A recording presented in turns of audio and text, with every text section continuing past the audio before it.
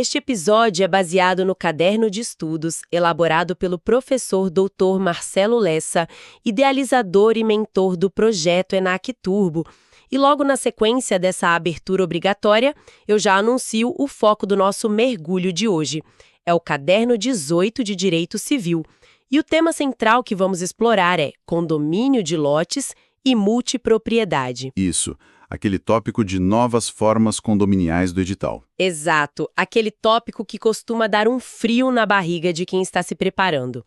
A nossa missão nesta análise é justamente desmistificar essas estruturas de propriedade que têm despencado nos exames recentes E garantir que quem está nos ouvindo entenda a lógica por trás de cada conceito, fugindo daquelas pegadinhas clássicas.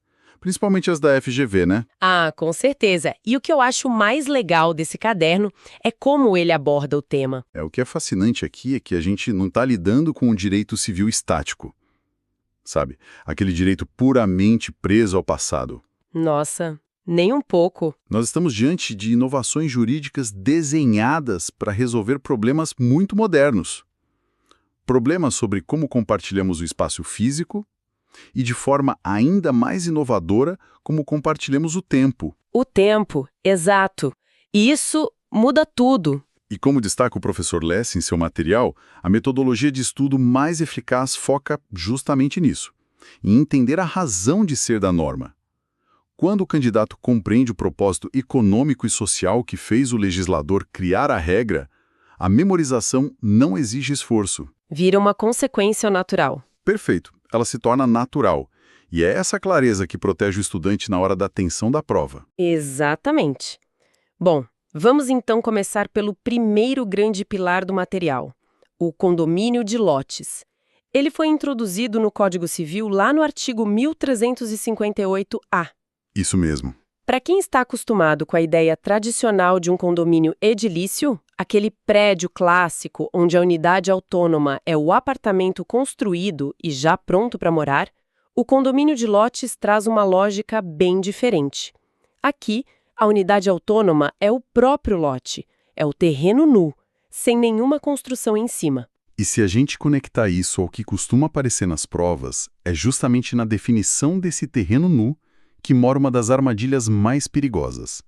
A banca costuma afirmar, em questões de múltipla escolha, que para registrar a incorporação de um condomínio de lotes, é obrigatório haver alguma edificação prévia. O que é absolutamente falso. Terra nua. O direito reconhece aquele pedaço de solo delimitado como uma unidade imobiliária completa em si mesma, pronta para circular no mercado. Isso nos leva a uma confusão muito frequente.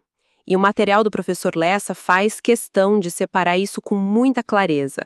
A diferença entre o condomínio de lotes e o loteamento fechado comum. Visualmente, para quem passa na rua, os dois parecem a mesma coisa, né? Sim, ambos têm muros, portarias, seguranças, mas juridicamente são criaturas completamente diferentes. Totalmente diferentes. E a FGV adora explorar essa confusão em casos práticos. O ponto central para os nossos alunos é focar no destino das áreas comuns. No loteamento comum, que é regido pela Lei 6.766, a lógica é de parcelamento do solo urbano. Assim que o loteamento é registrado, as ruas, as calçadas e as praças internas passam imediatamente a ser patrimônio público. Pertencem ao município. Isso. O fechamento daquele espaço com uma guarita é, na verdade, só uma concessão precária da prefeitura. Já no condomínio de lotes, a figura muda de figura.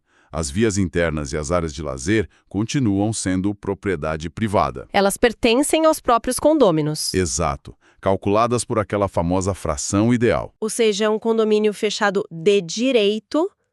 As ruas são literalmente dos moradores.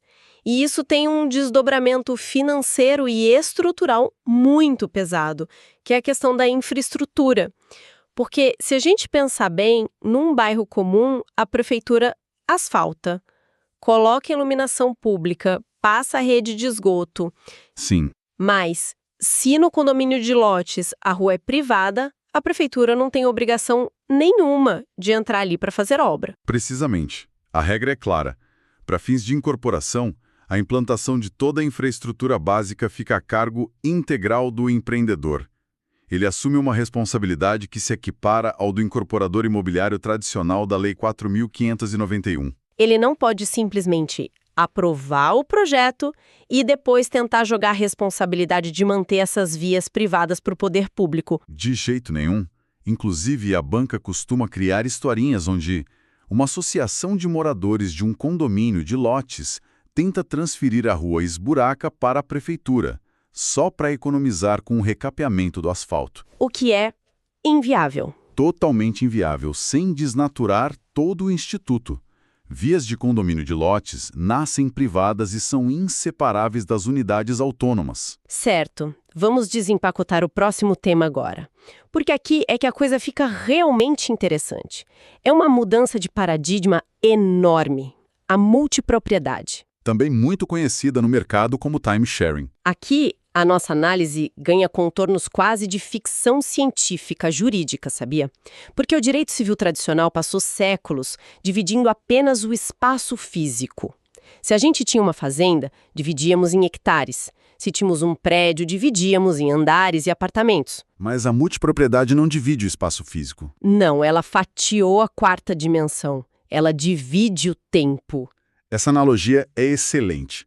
A multipropriedade, que foi regulamentada lá pela Lei 13.777 de 2018, é expressamente um direito real. Isso significa que não é um mero contrato de aluguel ou um clube de férias. É propriedade verdadeira. Cada titular possui uma fração de tempo sobre um mesmo imóvel. Isso. E a essa fração de tempo corresponde a faculdade de usar e gozar daquele espaço com total exclusividade, de forma alternada. E o conceito-chave aqui, para quem está focado nas provas, é a indivisibilidade absoluta do bem físico. Nossa, esse é um alerta de prova gigante. O imóvel físico base é totalmente indivisível, assim como as instalações e os móveis dentro dele. O material do projeto ENAC Turbo traz uma situação hipotética que ilustra isso muito bem. Imaginem que um indivíduo é dono de um apartamento na praia durante a semana 12 do ano. Certo. Aí ele se desentende com os proprietários das outras 51 semanas. Pela regra tradicional do condomínio comum, quem não quer ser condômino pode entrar com uma ação de divisão, forçar a venda do bem e pegar a sua parte em dinheiro. Mas na multipropriedade ele pode fazer isso? De forma alguma. A ação dele seria julgada totalmente improcedente. O artigo 1358-D impõe a indivisibilidade exatamente para proteger o sistema. Se um único insatisfeito pudesse forçar a venda judicial de todo o resort, ou exigir uma partilha geodésica, que seria basicamente tentar traçar linhas no chão e dividir o apartamento fisicamente, o instituto colapsaria. E isso se estende aos móveis também, né? Rigorosamente. As camas, a geladeira, a televisão de 60 polegadas formam um todo indivisível. O titular de uma semana não pode simplesmente colocar a TV no porta-malas do carro no fim do seu turno, alegando que está levando a sua parte dos móveis. Seria um absurdo. Além de descaracterizar o sistema, configura ilícito civil e penal. E falando em tempo, a lei não deixou isso solto. Existe um limite, um prazo mínimo para essa fração de tempo. O material destaca que a fração não pode ser menor do que 7 dias. Que podem ser seguidos ou intercalados ao longo do ano. E aí vem a FGV tentando derrubar o candidato na distração, sugerindo nas alternativas que o prazo mínimo seria de 3 dias ou até 24 horas, como se fosse uma diária de hotel. Essa é uma tentativa clássica de confundir o candidato com a lógica da hotelaria tradicional. Mas o legislador teve um motivo muito racional para cravar esses 7 dias mínimos. Se fosse permitido registrar frações de 1 ou 2 dias, a gente teria um entra e sai tão frenético que a depreciação do imóvel seria acelerada. A logística de limpeza e manutenção entre um dono e outro inviabilizaria o negócio. Exato. A lei quer garantir que o local seja de fato uma propriedade para uso estruturado, não um motel de altíssima rotatividade. Portanto, se uma incorporadora tentar registrar no cartório frações de 3 dias para tentar vender mais barato para mais pessoas, o registrador tem o dever de devolver o título. Entendido o tempo, vamos pensar na fluidez desse negócio. Vamos imaginar um cenário prático. O Heitor comprou uma semana num resort, mas depois de uns anos a família cresceu, ele não quer mais ir para lá e decide vender essa fração de tempo. Num condomínio tradicional de 2 pessoas que dividem um terreno, existe o direito de preferência, certo? Certo. Um dono precisa oferecer a sua parte primeiro para o outro dono antes de vender para um estranho. Como isso funciona na multipropriedade? O Heitor precisa notificar os outros 51 donos do calendário? A resposta é não. E a lógica por trás disso é puramente econômica. A alienação da fração de tempo é totalmente livre. Não tem preferência legal. O mercado precisa girar. Exatamente. O legislador compreendeu que exigir a notificação de dezenas de outros multiproprietários iria paralisar o mercado. A ideia é que a fração de tempo circule com a mesma velocidade que qualquer outro ativo. O Heitor pode vender a semana dele para qualquer pessoa sem ter que pedir autorização ou oferecer aos demais. A regra geral do direito de preferência foi afastada aqui. Isso traz uma agilidade enorme. Mas toda propriedade traz obrigações, especialmente a taxa condominial para manter o resort funcionando. O que acontece se o sujeito simplesmente parar de pagar o condomínio da sua multipropriedade? E aqui o material do professor Lessa destaca uma medida executiva bem peculiar, que foge da regra de levar o imóvel a leilão. Essa é uma das ferramentas mais interessantes criadas por essa lei e é um prato cheio para os examinadores. Em situações normais, se alguém não paga o condomínio, o imóvel vai a leilão. O problema é que leiloar uma fração de tempo específica, digamos, a segunda semana de setembro de um quarto de resort, é um processo custoso e com baixíssima liquidez. Pode não aparecer nenhum interessado. Pode mesmo. Para resolver isso, a lei inovou permitindo a adjudicação. E só para deixar cristalino para quem nos acompanha. A adjudicação, nesse contexto, significa que o próprio condomínio pode simplesmente tomar aquela fração de tempo do devedor inadimplente para si, para quitar a dívida. Perfeito. O condomínio assume a titularidade daquela fração. É um atalho legal inteligentíssimo que evita a via crucis de um leilão deserto. E já que a gente tocou na gestão do condomínio e na cobrança de taxas, é fundamental destacar outro ponto do material, a figura do administrador. Na multipropriedade edilícia, a lei impõe que a administração seja feita por um profissional. Ou seja, acabou aquela história do vizinho bem-intencionado, aquele condômino leigo que assume o papel de síndico fazendo uma autogestão amadora. Precisamente. A complexidade de um empreendimento de multipropriedade não permite amadorismo. Estamos falando de gerenciar escalas de limpeza rigorosas, manutenção preventiva, check-in e check-out contínuos. Administrar tudo isso exige profissionalização imposta por lei para proteger o patrimônio de todos. E para coroar essa segurança jurídica, o material aborda a questão da matrícula no cartório de registro de imóveis. Cada fração de tempo de cada multiproprietário ganha uma matrícula própria e individualizada. Isso é genial do ponto de vista do direito registral. Se o indivíduo tem a sua fração registrada na sua própria matrícula, ele pode dar essa fração em garantia num financiamento ou pode sofrer uma penhora por uma dívida pessoal, sem que isso contamine ou bloqueie o prédio inteiro. O princípio da individualização também se aplica ao IPTU, não é? Sim, o IPTU é calculado e cobrado de forma proporcional a cada fração de tempo. Se um dono não pagar o seu IPTU, a prefeitura vai ajuizar a execução fiscal apenas contra ele. A penhora recai só sobre a matrícula dele. O resto do condomínio dorme tranquilo. Excelente. Bom, antes de avançarmos para o nosso fichamento, vale mencionar bem rapidamente o terceiro elemento do caderno 18, os fundos de investimento. O artigo 1368-C passou a tratar esses fundos como um condomínio de natureza especial. E o que costuma cair em prova é a questão da responsabilidade. O avanço aqui foi permitir a limitação de responsabilidade. Agora, o regulamento do fundo pode limitar expressamente a responsabilidade de cada cotista ao valor exato de suas cotas. Mas a pegadinha é a formalidade, certo? Essa limitação não é presumida. Não é presumida. Ela precisa constar de forma clara no regulamento devidamente registrado. Se o documento silenciar, a regra antiga de responsabilidade mais ampla se aplica. Ótimo! Agora a gente entra no nosso segundo bloco, um ping-pong bem acelerado e focado na fixação.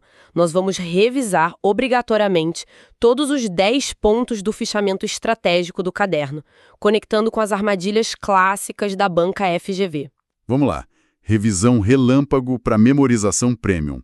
Ponto 1 do fichamento. Condomínio de lotes. A unidade autônoma é o lote, o terreno sem construção. Ponto 2. Vias internas. No condomínio de lotes são privadas, calculadas por fração ideal. No loteamento fechado, elas são públicas. Ponto 3. Infraestrutura nos lotes. A obrigação é integral do empreendedor. Ponto 4. Multipropriedade. É direito real. Une a fração de tempo com o imóvel, totalmente indivisível. Ponto 5. Prazo mínimo. 7 dias por fração. Pegadinha clássica. A FGV tenta dizer que o prazo mínimo é de 3 dias ou 24 horas. Falso. São 7 dias. Sem precisar oferecer aos outros donos. Ponto 7. Adjudicação por dívida. Se não pagar o condomínio da multipropriedade, o próprio condomínio pode adjudicar, ou seja, tomar para si a fração do inadimplente. Ponto 8. Administrador. É obrigatório ser um administrador profissional na multipropriedade edilícia. Nada de condômino leigo. Ponto 9. Matrícula. Cada fração de tempo pode ter sua própria matrícula no registro de imóveis. E o IPTU também é individual. E para fechar, o ponto 10. Fundo de investimento. É um condomínio de natureza especial com responsabilidade possivelmente limitada às cotas. Excelente. Esse ping-pong varre os principais riscos da prova. E tem mais uma situação prática estilo FGV que ilustra muito bem a cobrança de taxas. O caso do Ari. Verdade, o famoso caso do Ari. O Ari compra um lote, num loteamento.